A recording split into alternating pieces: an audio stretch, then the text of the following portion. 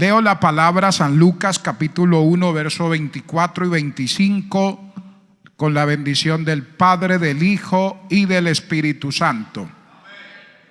Después de aquellos días concibió su mujer Elizabeth y se recluyó en casa por 5 meses, diciendo: así ha hecho conmigo el Señor en los días en que se dignó quitar mi afrenta entre los hombres. Amén. Léalo conmigo una vez más, versos 24 y 25. Después de aquellos días concibió su mujer Elizabeth y se recluyó en casa por 5 meses, diciendo: así ha hecho conmigo el Señor en los días en que se dignó quitar mi afrenta entre los hombres. Amén. Quiero compartir la palabra en esta noche bajo el título: cuando Dios quite tu afrenta. Padre que estás en los cielos, te doy gracias, Señor, en esta noche por la oportunidad que tú me concedes, que tú me brindas, de poder estar delante de ti y delante de tu pueblo, Padre, en esta noche. Gracias porque nos permites alabar tu nombre, adorarte, glorificarte, pero también nos permite, Señor, oír tu palabra, oír tu voz.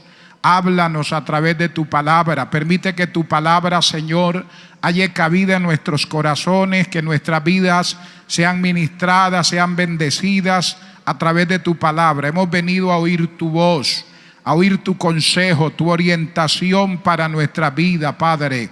En el nombre de Jesús, que tu palabra no vuelva vacía, que mientras esta palabra se predique, tú obres milagro, obres maravilla, fortalezca, Señor, a tu pueblo, renueves, restaures, llenes con tu bendita presencia. En el nombre de Jesús, amén. Gloria al Señor. Siéntese, hermano, por favor, sin dejar de alabar y glorificar el nombre maravilloso del Señor. Cuando Dios quite tu afrenta. Aleluya. Una afrenta es un suceso o una circunstancia interna o externa que hace sentir vergüenza y que puede ocasionar en muchas ocasiones frustraciones. Esta afrenta puede causar frustraciones en una persona, puede causar frustraciones en una familia, puede causar frustraciones en un hogar, en un matrimonio. Alabado sea el Señor. Y es el caso que encontramos en este pasaje, el caso de Zacarías y de Elizabeth, que tuvieron que soportar una afrenta en sus vidas, en su hogar, en su casa. Y no fue una afrenta de días, no fue una afrenta de semanas, fue una afrenta de muchos años. Alabado sea el Señor. Pero un día Dios quitó la afrenta de ellos. Eso que se había convertido en esa afrenta para sus vidas, esa afrenta que los agobiaba, Dios la quitó en su momento. Y de verdad que Dios está pendiente de cada uno de nosotros. Dios está pendiente de nuestras situaciones, de nuestras dificultades, de nuestras vicisitudes.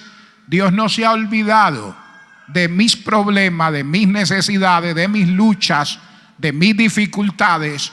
Y Dios no se ha olvidado tampoco, hermano, de las situaciones y de las batallas que usted libra. Bendito sea el Señor. Uno viene a la iglesia y adora, exalta a Dios, glorifica al Señor, se ríe con el hermano, con la hermana, pero usted no se sienta a contarle a las demás personas sus luchas, sus batallas, sus problemas, las situaciones que vivimos. Si nos sentáramos todos a contar cada uno la circunstancia por la que vivimos y por la que atravesamos continuamente, nos pondríamos a llorar todos. Amén. Siempre hay algo que puede causar afrenta en nosotros. Siempre hay algo que nos puede afligir. Siempre hay algo que nos puede agobiar. Siempre hay algo que nos puede llevar como a un callejón sin salida, donde uno dice: ¿y ahora qué hago? ¿Ahora cómo actúo? ¿Ahora cómo procedo? ¿Ahora cómo salgo de esta situación que estoy viviendo? Alabado sea el Señor. Pero lo que nos enseña la palabra es que Dios no se ha olvidado de nosotros, no se ha olvidado de nuestras necesidades, no se ha olvidado de aquello que nos afrenta, y en su momento Dios quitará la afrenta de nuestras vidas y nosotros glorificaremos y exaltaremos el nombre maravilloso de nuestro Dios. ¿Cuántos creemos que Dios puede quitar la afrenta de nuestra vida? Mire, este pasaje, capítulo 1 de San Lucas, nos habla mucho de Zacarías y Elizabeth. En primer lugar, dice que eran seguidores fieles de Dios. Pero a pesar de que eran fieles seguidores de Dios, también los visitó la situación difícil, también enfrentaron dificultades y también enfrentaron problemas. Porque uno a veces puede creer que por uno honrar a Dios y servir a Dios, uno va a estar exento de las luchas, de las dificultades, de los problemas. No, todo lo contrario. Ahora Satanás va a enfilar su ataque contra aquel hombre y aquella mujer que se dispone en su corazón a servir a Dios. Entonces usted mira en el verso 5 y verso 6 de San Lucas 1 que ellos eran fieles seguidores de Dios. Bendito sea el Señor. Dice: hubo en los días de Herodes, rey de Judea, un sacerdote llamado Zacarías, de la clase de Abías. Su mujer era de las hijas de Aarón y se llamaba Elizabeth. Verso 6: ambos eran justos delante de Dios y andaban irreprensibles en todos los mandamientos y ordenanzas del Señor. Así que este texto nos habla mucho de ellos, de su carácter, de su testimonio, de su relación con Dios. Dice que provenían de una familia temerosa de Dios. El verso 5. El verso 5 dicen que ellos servían a Dios. Alabado sea el Señor. Él era un sacerdote. Verso 8 dice: aconteció que ejerciendo Zacarías el sacerdocio delante de Dios según el orden de su clase. Así que nos habla de unas personas que provenían de una familia temerosa de Dios, que servían a Dios, y el verso 6 nos dicen que eran justos delante de Dios. Esa palabra justo aquí habla de una persona que es recto en su corazón y en sus acciones. O sea que eran personas íntegras, no solo internamente sino externamente. O sea que lo que ellos reflejaban por fuera era la realidad de lo que vivían en su corazón. O sea, eran gente sincera, eran gente honesta, eran gente de verdad temerosa de Dios, amaban a Dios, y por eso la palabra resalta, alabado sea el Señor, que eran ambos. Dicen, no era el solo Zacarías, habla de Elizabeth y dice: ambos eran justos delante de Dios. Y oiga esto: y andaban irreprensible en todos los mandamientos y ordenanza del Señor. Entonces había una vida de rectitud, una vida de relación con Dios que se manifestaba en sus corazones y se exteriorizaba en sus acciones. Bendito sea el Señor. Eran justos, rectos en su corazón y en sus acciones. Qué bueno que Dios nos ayude y nosotros podamos ser de una sola pieza. Que eso que mostramos por fuera de verdad sea la vivencia de nuestro corazón. Porque a veces uno puede mostrar externamente una cosa, pero en el corazón sentir otra. Amén. Yo puedo camuflar lo que tengo en mi corazón a través de mis acciones. Y puedo hacer cosas buenas y manifestar cosas buenas, pero en mi corazón no está sucediendo eso. O sea, no hay armonía. Y ese desequilibrio, esa falta de armonía llegó sobre la vida del hombre desde que Adán y Eva pecaron. Hubo una distorsión en la personalidad del ser humano. Entonces, uno ya no puede confiar, porque una persona por fuera puede estar mostrando una cosa, pero puede estar sintiendo otra en su corazón. Yo puedo estar hablando una cosa y en mi corazón estar sintiendo otra cosa y estar viviendo otra cosa. Alabado sea el nombre maravilloso del Señor. Pero ellos eran de una sola pieza.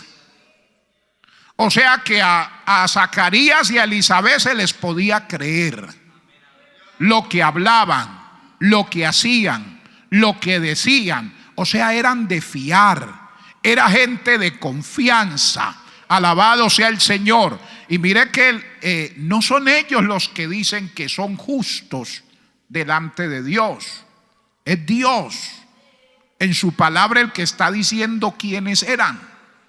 Como cuando Dios habla de Job y le dice a Satanás: ¿no has considerado a mi siervo? Uno a veces dice: yo soy un gran siervo de Dios, y eso a uno no le queda bien decir eso. Aquí no lo está diciendo Job, le dice Dios a Satanás: ¿no has considerado a mi siervo Job? Y mire lo que le dice: que no hay otro como él en la tierra, Padre Celestial. Y comienza Dios a hablarle de las características de ese hombre: justo, recto, temeroso de Dios y apartado del mal. Tremendo. Eso fue como una bofetada para Satanás. Porque si algo bofetea al diablo e incomoda al diablo, es un creyente que vive para Dios. Y que Dios pueda decirle al diablo en su cara: ¿no has considerado en la concordia a fulano de tal? Justo, recto, temeroso de Dios y apartado del mal. Qué bueno que Dios dé testimonio de nosotros. Amén, hermanos. Entonces ellos eran justos. El verso 6 dice que su estilo de vida era intachable. Dice: andaban irreprensibles. O sea, no los podían señalar. Tremendo, hermano. Esto es muy hermoso. Pero también el verso 6 dice que ellos amaban al Señor. ¿Por qué decimos que ellos amaban al Señor? Dice: porque andaban irreprensibles en todos los mandamientos y ordenanza del Señor. ¿Cómo uno de creyente, cómo yo muestro a los demás que yo amo a Dios? O sea, ¿cómo testifico de mi amor al Señor? No es diciendo yo amo al Señor. Aquí dice que ellos andaban irreprensibles en todos los mandamientos del Señor. Mire lo que dice San Juan, capítulo 14. Vamos a mirar, San Juan capítulo 14. Vive Cristo para siempre, a su nombre gloria. San Juan capítulo 14, verso 15. Aleluya. Verso 15, ¿qué dice? Si me amáis. ¿Cómo demuestro que amo al Señor? Si me amáis, guardad mis mandamientos. Verso 23 y verso 24. Respondiendo Jesús le dijo: el que me ama, mi palabra guardará, y mi Padre le amará, y vendremos a él y haremos morada con él. Verso 24. El que no me ama no guarda mis palabras, y la palabra que habéis oído no es mía, sino del Padre que me envió. Entonces, ¿cómo uno demuestra que uno ama a Dios? Diciendo: Señor, yo te amo. Qué bueno que esas palabras sean el resultado de una experiencia en mi corazón de amor profundo por el Señor. La manera de yo demostrarle a Dios que lo amo es cuando guardo su palabra, es cuando guardo sus mandamientos. Entonces mire que ellos eran seguidores fieles de Dios.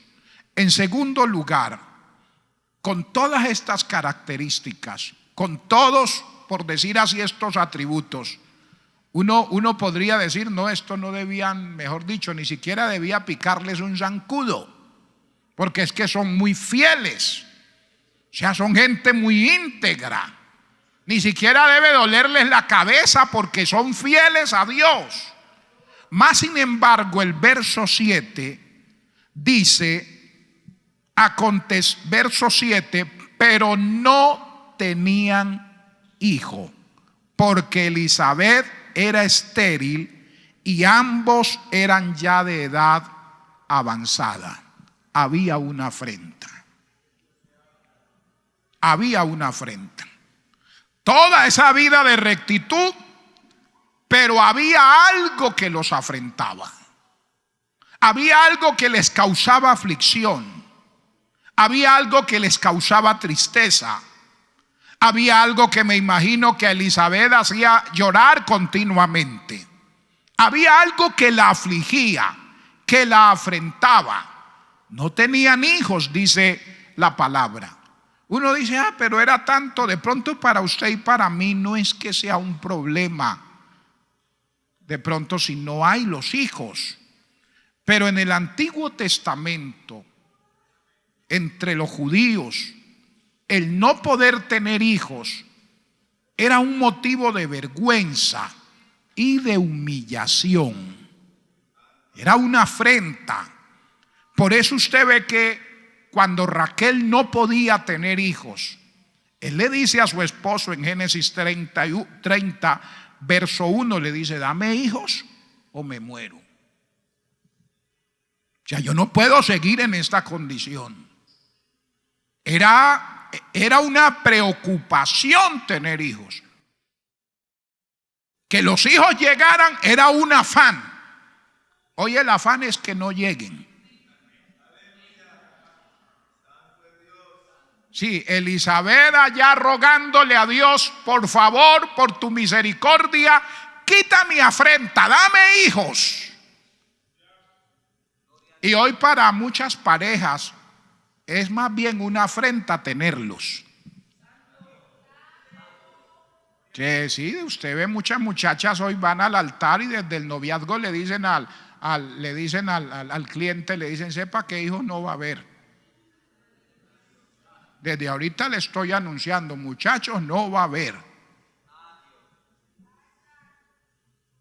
¿Y usted qué dice? Amén, que no haya hijos. Pero usted ve que para ellos era una afrenta. Era una afrenta no tener hijos. ¿Por qué era una afrenta? El no tener hijos significa que no podían crecer ni multiplicarse. Los hijos hablan de crecimiento. Los hijos hablan de multiplicación. Sí, eso para ellos todo eso significaba. Bendito sea el nombre del Señor. El no tener hijos significaba que su futuro era incierto. No iba a haber quien cuidara de ellos cuando lo necesitaran. Alabado sea el Señor. Así que era una situación difícil. Ahora, la afrenta que tenía Zacarías y Elisabet era una afrenta no solo externa sino interna, porque el texto que leíamos en el verso 7 dice: pero no tenían hijos porque Elisabet era estéril. O sea, aquí había una situación interna. y había una externa, y ambos eran ya de edad avanzada. O sea, un problema interno que los afligía. A ella no podía tener hijo, era estéril. Pero además de eso, eran de edad avanzada. Bendito sea el nombre maravilloso del Señor. Hay cosas que a uno lo afrentan, hermanos. Hay cosas que nos afrentan en nuestro interior, pero exteriormente hay cosas que nos afrentan también. Hay cosas que son un problema para nosotros, en nosotros y fuera de nosotros. Hay situaciones que nos llevan a la aflicción, no solo en nuestro corazón, sino cosas que no tienen que ver con nosotros, que están a nuestro alrededor. Y algo más, la gente hacía más notable la afrenta de Elisabet. ¿Por qué? Mire el verso 36. Verso 36 dice: y he aquí tu parienta Elisabet, ella también ha concebido hijo en su vejez. Oiga esto. Y este es el 6º mes para ella. ¿Cómo la llamaban?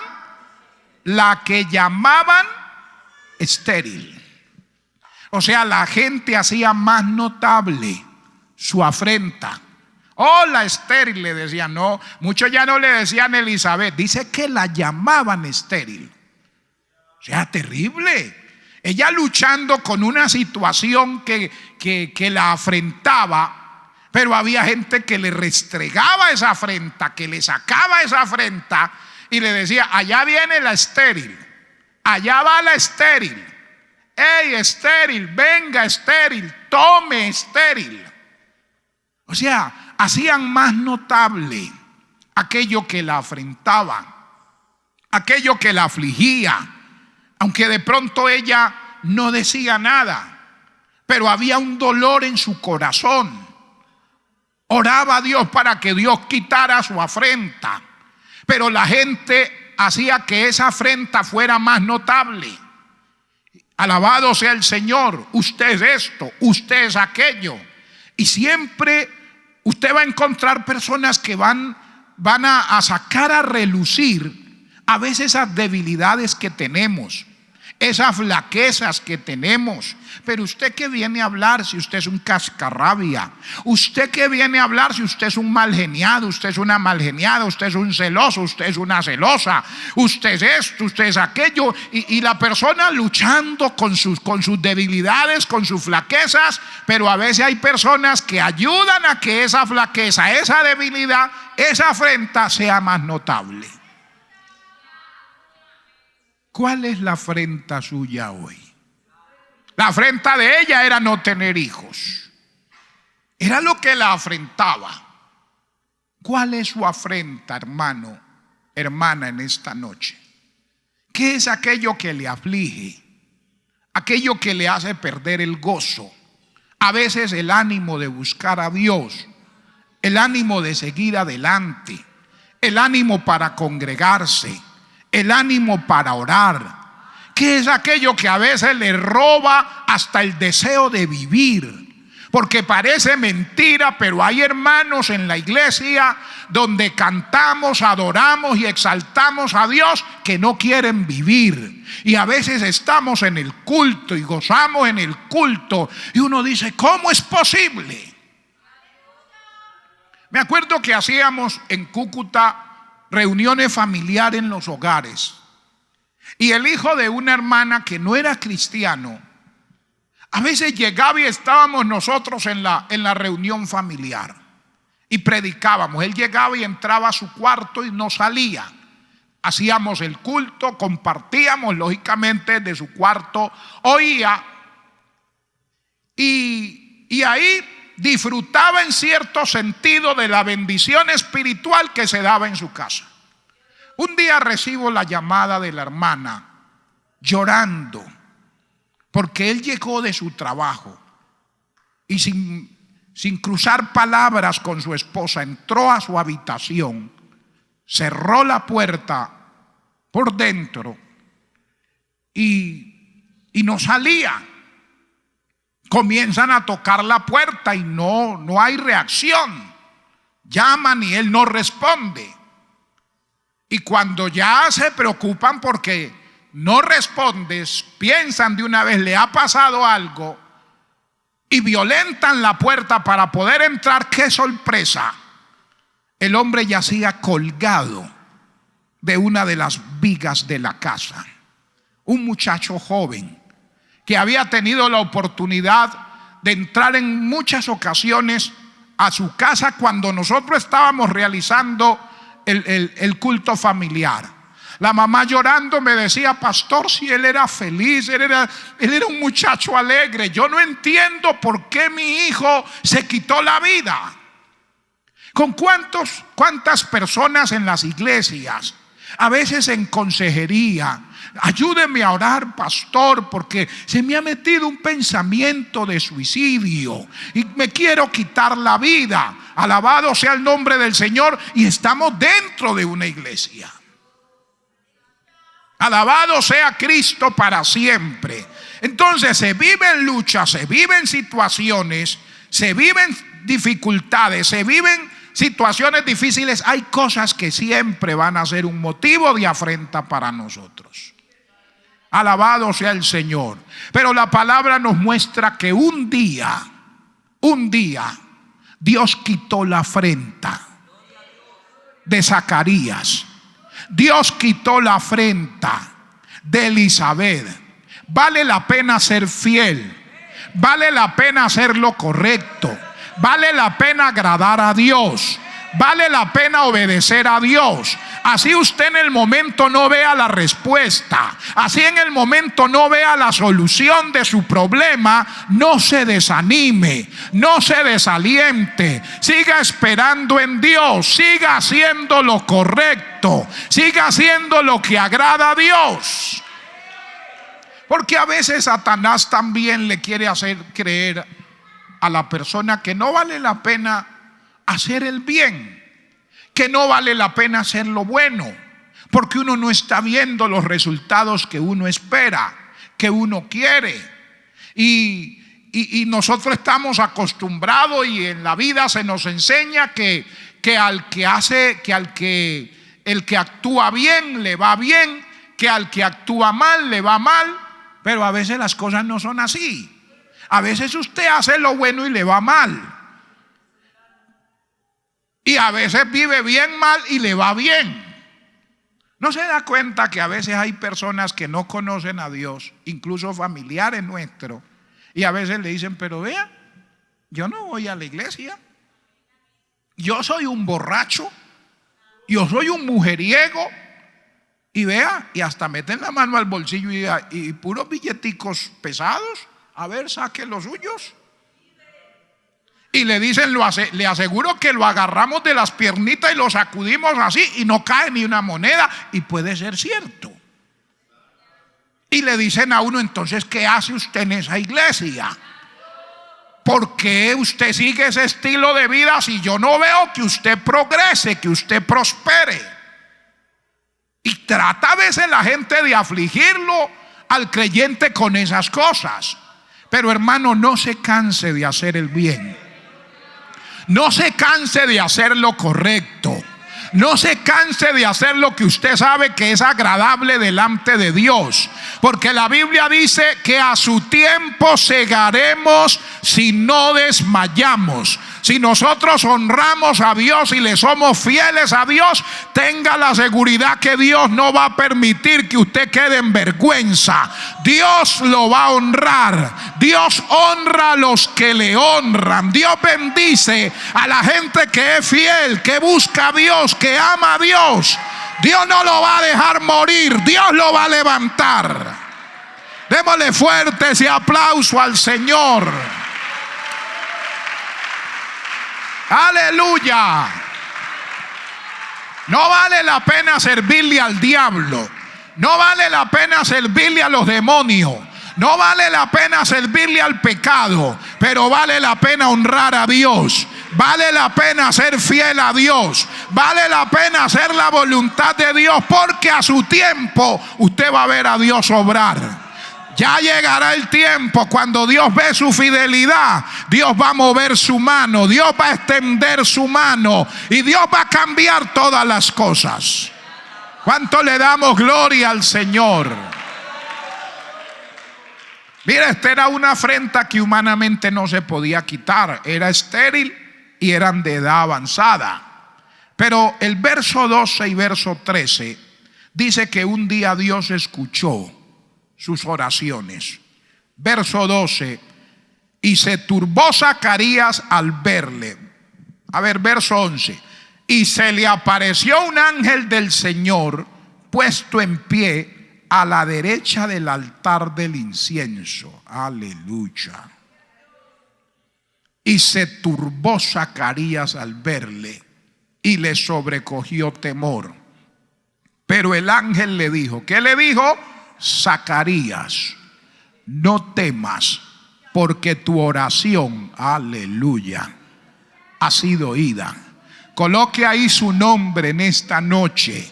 Pero el ángel le dijo: Mario, Ricardo, Gonzalo, Pedro, José, Lucrecia, no temas, porque tu oración ha sido oída.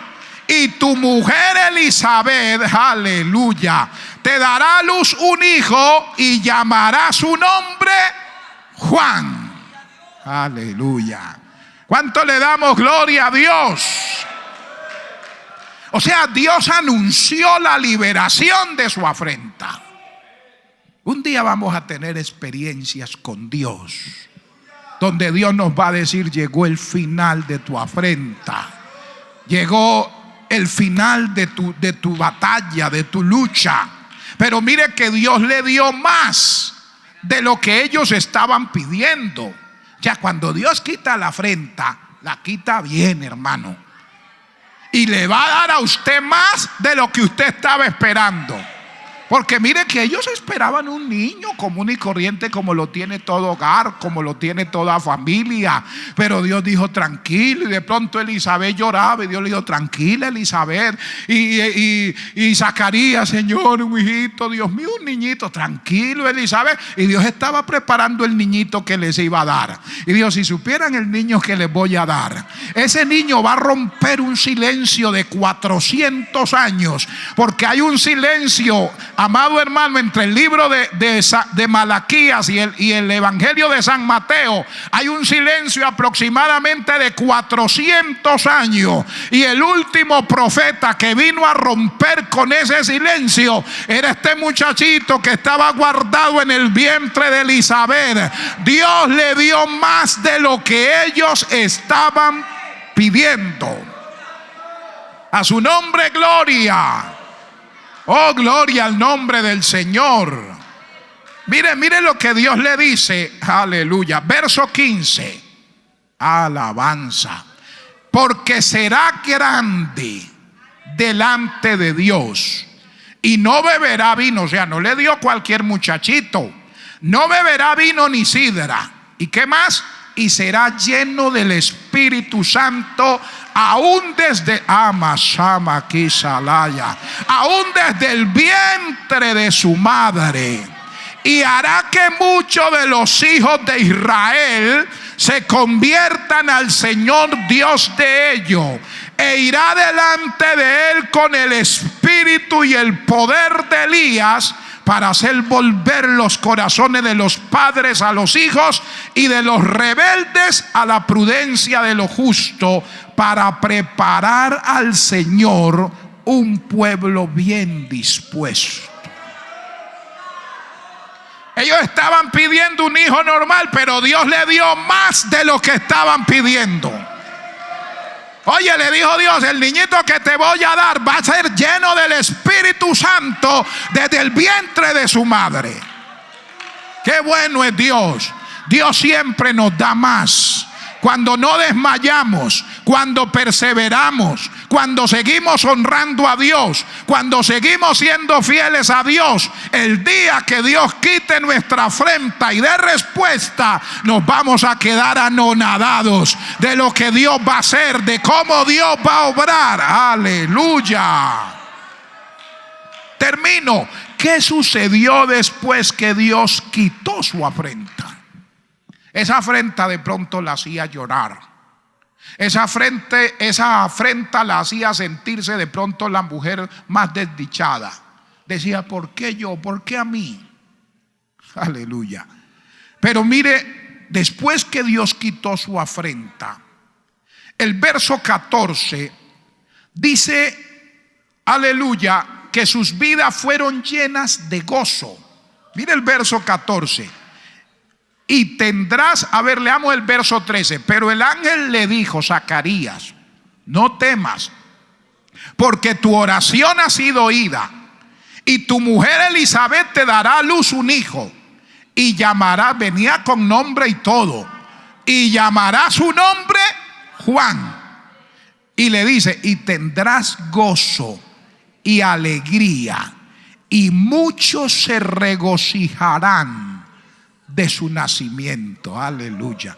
O sea, Dios le dijo, cuando Dios quitó su afrenta, la vida de ellos fueron llenas de gozo. Pero ese gozo fue tan grande que ese gozo contagió a otros. Porque dice que otros se regocijarán de su nacimiento. Otros se van a alegrar de ver cómo Dios les ha bendecido, cómo Dios les ha ayudado. Pero no solo eso, habla también que iban a crecer espiritualmente. Mire el verso 39 del capítulo 1, ya terminamos, verso 39 al verso 41. En aquellos días, levantándose María, fue deprisa a la montaña, a una ciudad de Judá, y entró en casa de Zacarías y saludó a Elizabeth. Y aconteció que cuando oyó Elizabeth la salutación de María, oiga esto, la criatura saltó en su vientre. ¿Y qué dice? Y Elizabeth fue llena. Aleluya. Y Elizabeth fue llena del Espíritu Santo. O sea, no solo el bebé que estaba en su vientre era lleno del Espíritu Santo, sino que cuando llega María, que viene embarazada también, y ahí viene en su vientre está el Salvador del mundo, y vienen a visitar a Elizabeth, que tenía un bebé en su vientre, que iba a ser el que iba a preparar el camino para el Salvador del mundo. Y se encuentran los dos, hermanos, y hay una explosión espiritual, porque el bebé que está en el vientre, siente, dice, llegó mi Señor, y el Espíritu de Dios se mueve en él, y Elizabeth recibe esa bendición, y dice que fue llena del Espíritu Santo. Oye, qué maravilloso es Dios. Cuando uno espera en Dios, Dios hace cosas extraordinarias. Cuando uno espera en Dios, Dios hace cosas maravillosas. Y mira el verso 67, porque no solo fue para ellos. Verso 67. Aleluya. Qué bueno es Dios. Y Zacarías, su padre, fue lleno del Espíritu Santo y profetizó diciendo, y ahí uno sigue leyendo, qué maravilla, hermanos. O sea, cuando Dios quitó la afrenta de ellos, se llenaron de gozo. Ese gozo contagió a otros y hubo un crecimiento espiritual. El niño lleno del Espíritu Santo, la mamá llena del Espíritu Santo y el papá lleno también del Espíritu Santo. O sea, Dios es maravilloso. Bendito sea el nombre del Señor. Usted ve que Zacarías y su esposo y su esposa reconocieron que el único que tenía el poder para librar sus vidas de su afrenta era Dios. No la podía quitar otro. El único que podía quitar esa afrenta era Dios. ¿Sabe quién es el que va a quitar su afrenta? ¿Sabe quién es el que le va a dar victoria en su afrenta? No es el pastor, no es la iglesia, es el Dios que le llamó, es el Dios que le escogió. Mira el verso 24 y verso 25. Aleluya. ¿Qué leíamos? Después de aquellos días concibió su mujer Elizabeth y se recluyó en casa por 5 meses diciendo: así ha hecho conmigo el Señor en los días en que se dignó quitar mi afrenta de entre los hombres. Aleluya. Dios es el único que tiene el poder para librarte de todo aquello que te aflige, que te agobia, que te angustia. Verso 37 dice, verso 36: y he aquí tu parienta Elizabeth, ella también ha concebido hijo en su vejez, y este es el 6º mes para ella, la que llamaban, oiga, la que llamaban estéril, porque ya no la iban a llamar más. ¿Por qué dice el verso 37? ¿Por qué no le iban a volver a decir estéril? ¿Por qué no le iban a volver a decir: venga señora estéril, vaya señora estéril, tome señora estéril? ¿Sabe por qué? Porque el verso 37 dice: porque nada hay imposible para Dios. Vamos a estar de pie. Porque nada hay imposible para Dios. Yo quiero invitar al altar al hermano, a la hermana que quiera venir a decirle al Señor: Señor, aquí está mi vida, aquí está aquello que me aflige, aquello que a veces me roba la paz, me roba la tranquilidad, me confunde, aquello que me desanima, aquello que me desalienta. Traiga su situación, su afrenta, hable con Dios, dígale: Señor, un día tú te dignarás. Oh, mi alma alaba tu nombre. Un día Dios se dignará en quitar tu afrenta.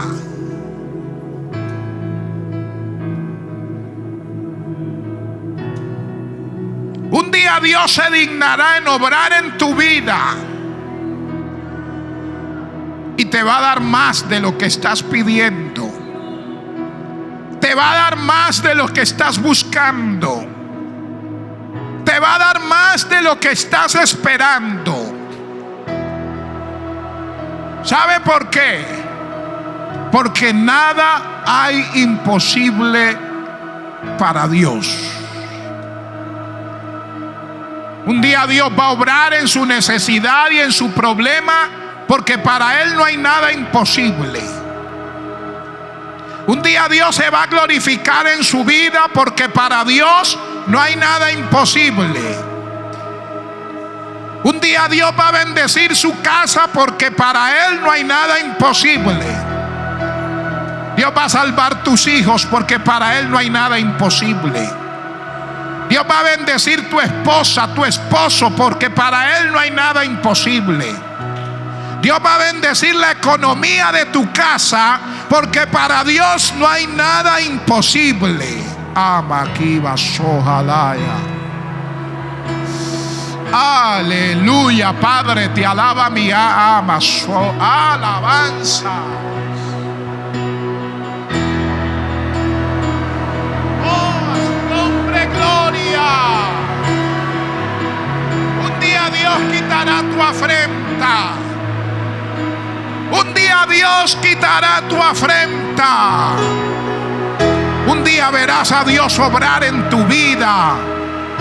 Un día verás a Dios obrando de manera especial, respondiendo más allá de tus expectativas, de tus necesidades, porque Dios es todopoderoso, porque para Dios no hay nada imposible.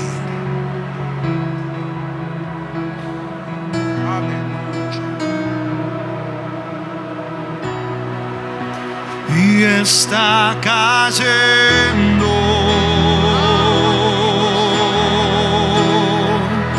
su gloria sobre mí.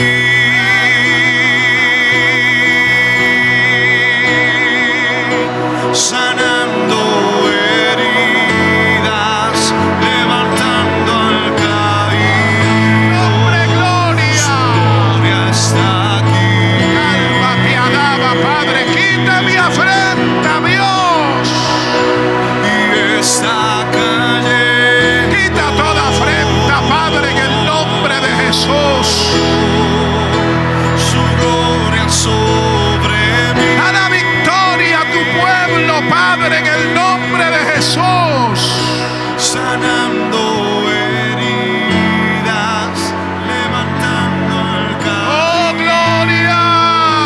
Su gloria está aquí. Mi alma te alaba, Padre. Y está cayendo, y está cayendo. Esa gloria que quita la afrenta. Su gloria sobre mí. Trae tu afrenta al Señor. Trae tu problema al Señor. Trae tu necesidad al Señor. Su gloria está. Nada imposible para Dios. Nada imposible para Dios. Está cayendo. Él obra por senderos misteriosos que usted y yo no conocemos. Su gloria sobre mí. ¡Aleluya!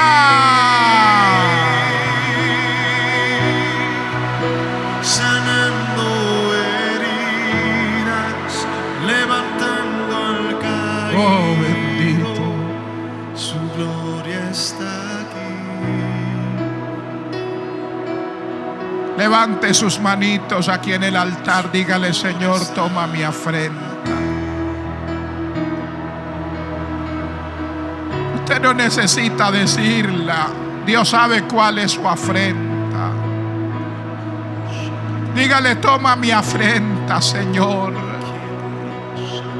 Dígnate en quitar mi afrenta. Dígnate en quitar la afrenta de mi casa, de mi familia, de mi hogar. Esa afrenta puede ser una tentación que te está asediando. Aquello que te está invitando a ofender y a fallarle a Dios. Esa afrenta puede ser metas no alcanzadas, proyectos no alcanzados, sueños frustrados.